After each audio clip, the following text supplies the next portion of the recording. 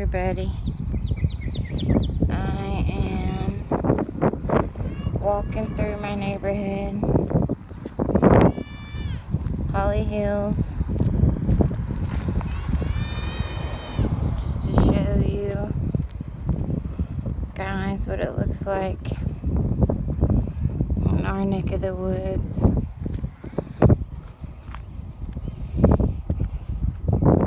Hit last night at midnight.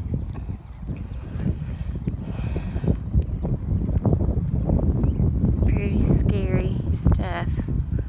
My heart goes out to all these families and anybody affected.